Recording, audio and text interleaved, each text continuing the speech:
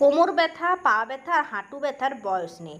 আমরা মনে করি যাদের মেদ আছে, যারা একটু মোটা, যাদের ওয়েট খুব বেশি, তাদেরই ব্যথা যন্ত্রণার প্রকোপটা আছে আর বাড়েও। কিন্তু বন্ধুরা, একটা কথা মনে রাখবেন, যাদের ওয়েট খুব কম তাদেরও এই ব্যথা যন্ত্রণা বাড়তেই পারে। তার জন্য অবাক হবার কিছুই নেই।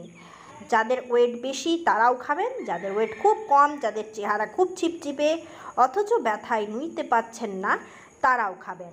তো বন্ধুরা, কোমর নোয়ানোর জন্য দারুণ একটি ঘরোয়া টোটকা আপনাদের আজকে শেয়ার করব। ঘরোয়া টোটকা যেটা দেখাবো আপনাদের, সেটা কোমরে হালকাভাবে মালিশ করতে হবে। প্রথমে আমি এখানে নিয়েছি মেথি। মেথিটা প্রথমে খুব ভালোভাবে গুঁড়ো করে নিতে হবে। আপনি ব্লেন্ডারে গুঁড়ো করে নিতে পারেন।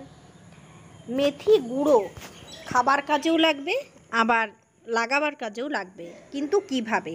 প্রথমে আপনাকে কম আঁচে একটা পাত্র বসাতে হবে।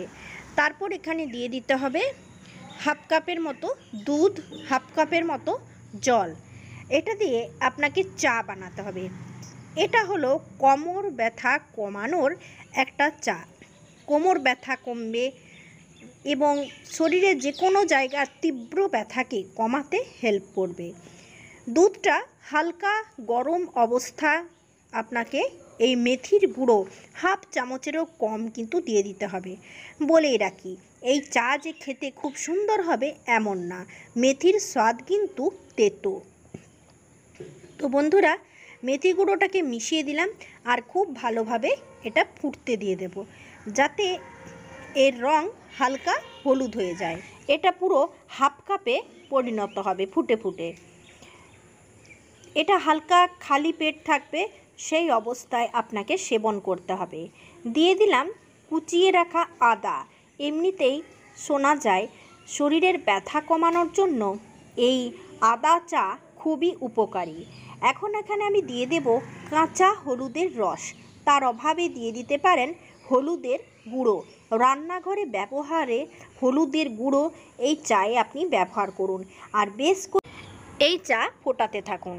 চাটা কিন্তু খুব ভালোভাবে ফোটাতে হবে, যেন ঘন হয়ে যায়। বন্ধুরা, এই চা খেলে আপনার শরীরের ব্যথা, তীব্র ব্যথা একটু হলেও কমবেন, একটু হলেও আরাম পাবেন। অতিরিক্ত পেট ব্যথা, কোমরে ব্যথা, পায়ে ব্যথা কমানোর জন্য দুধের সাথে হলুদ মিশিয়ে খাওয়ার কথা। হলুদটা একটু ভালো মানের কিনতে হবে। তো এখানে আমি চাটা ঢেলে নিলাম আর খুব ভালোভাবে মিশিয়ে নিলাম মধু।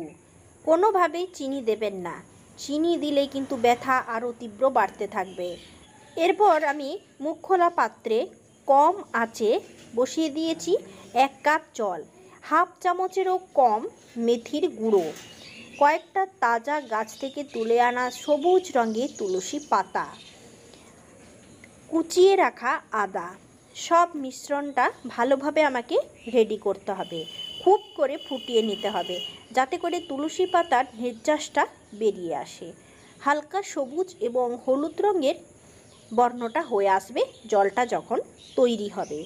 বন্ধুরা, অনেক সময় এই ব্যথা শুধু শুধু হয় না, অতিরিক্ত গ্যাস হয়ে গেলে, হাড়ের ভেতরে ভেতরে গ্যাস হয়ে গেলেও কিন্তু এই ব্যথা শুরু হতে পারে এবং এই তীব্র ব্যথা গ্যাসের ওষুধ খেলেও যেন কমে না। তো বন্ধুরা, এটা সকালবেলায় খালি পেটে খেলে আপনার ওয়েট অনেকখানি কমতে থাকবে। তার সাথে সাথে তীব্র ব্যথা, গ্যাস, বদহজম, মাথা ধরা, ডায়াবেটিসের হার অনেকখানি কমে যাবে। বন্ধুরা, এই চায়ের যে কী উপকার আছে, এটা আপনি মাত্র 10 দিন খেলেই টের পেয়ে যাবেন। এখানে মিশিয়ে দিতে পারেন হলুদ আর মধু। এরপর আস্তে আস্তে চুমুক দেন এই চায়ে। 10 দিন খেলেই বুঝতে পারবেন আপনার শরীরের ভেতরে কেমন কাজ দিচ্ছে। তবে হলুদের গুঁড়ো মেশাতেই হবে। হলুদের মধ্যে এমন কিছু উপাদান রয়েছে যা ব্যথা কমাতে বিশেষভাবে কার্যকরী। চলুন এরপর নিয়ে আসবো আরও একটা ঘরোয়া টোটকা। যেটা আপনাকে খাওয়া চলবে না, আপনাকে মালিশ করতে হবে। একটা ঘরোয়া মলম তৈরি করব, যার জন্য 2 চামচের মতো দুধ আপনাকে ভালোভাবে গরম করতে হবে, ভালোভাবে ফুটিয়ে নিতে হবে। মুখ খোলা পাত্রে 2 চামচের মতো দুধ নিয়েছি, খুব ভালোভাবে ফুটিয়ে নেব। এরপর দুধটা আমি কি কাজে লাগাবো দেখুন। প্রথমে আমি নিয়েছি মেথির গুঁড়ো, আর এখানে অল্প গরম দুধ দিয়ে একটা মলম তৈরি করব।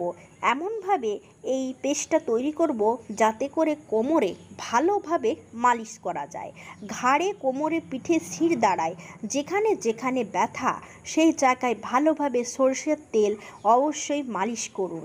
এছাড়াও এই পেস্ট খুব ভালোভাবে ঘষে ঘষে লাগিয়ে নেন, তাহলে দেখবেন ব্যথার তীব্রতা অনেকখানি কম। পেন কিলার খাওয়া মোটেই উচিত নয়। পেন কিলার খাওয়ার থেকে এই পেস্ট অনেকখানি কাজ দেবে আপনার শরীরে।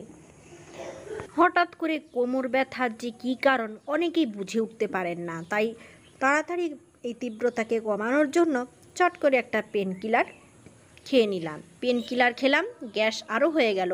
2 দিন পর কোমরের ব্যথা আরও বাড়তে থাকলো। তো বন্ধুরা, এই মেথির মলম যেখানে ব্যথা সেই জায়গায় একটু চাপ দিয়ে ভালোভাবে মালিশ করুন। ঠিক এইভাবে দেখুন, আমি কিন্তু কোমরের ব্যথায় এই কোমরেই কিন্তু আমি এটা লাগাচ্ছি আর খুব ভালোভাবে মালিশ করছি। তো বন্ধুরা, এছাড়াও আপনাদের আরও একটা ঘরোয়া টোটকা দেখাবো, যেটা আপনাকে হালকা সেক নিতে হবে। কিভাবে নেবেন এই সেক, সেটাও আমি আপনাদের নেক্সট স্টেপে দেখাচ্ছি।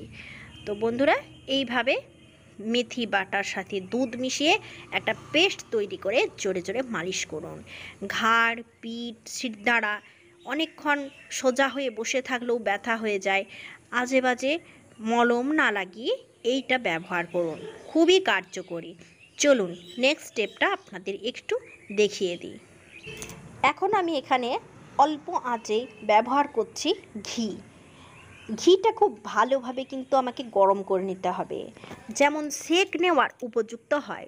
যে গরমটা আমি আমার ব্যথার জায়গায় হালকাভাবে অনুভব করতে পারবো, হালকা গরম অনুভূত হবে, তেমন গরমটাই কিন্তু লাগবে। এখন আমি নিয়ে নিচ্ছি এখানে পানের পাতা। যে পানের পাতাটা দিয়েই আমাকে সেকটা নিতে হবে। প্রচুর ব্যথা হলে, হাঁটুতে ব্যথা, এমনকি জয়েন্টে ব্যথা হলেও এই পানের পাতার সেকটা কিন্তু খুবই কার্যকারী। পানের পাতা ছাড়াও আপনি কিন্তু আকন্দ পাতা নিতে পারেন, তাতে হলুদ দিয়ে ভালোভাবে তাওয়াতে গরম করে নিতে পারেন পাতাটা। এখানে আমি পানের পাতাটা নিয়েছি কারণ পানের পাতাটা খুবই কার্যকরী একটা ফল দেয়। পানের পাতায় হালকা গরম ঘি নিয়ে নিন, তারপর এই পানের পাতাটাকে সেঁকে নিন, কিংবা হালকা গরম অবস্থাতেই কিন্তু আপনাকে এখানে কোমরে মানে ব্যথার জায়গায় বসিয়ে দিতে হবে। ভালোভাবে বসিয়ে দিন এবং হালকা হালকা করে সেক দিতে থাকুন।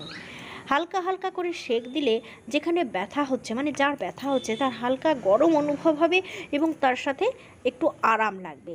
এইভাবে পানের সেক দিয়ে রাখুন, দেখবেন কোমর ব্যথা অনেকখানি কমে গেছে। তো বন্ধুরা, কোমর ব্যথার এই ওষুধ খুব তাড়াতাড়ি কাজ করবে, কাজে লাগিয়ে দেখুন। ধন্যবাদ।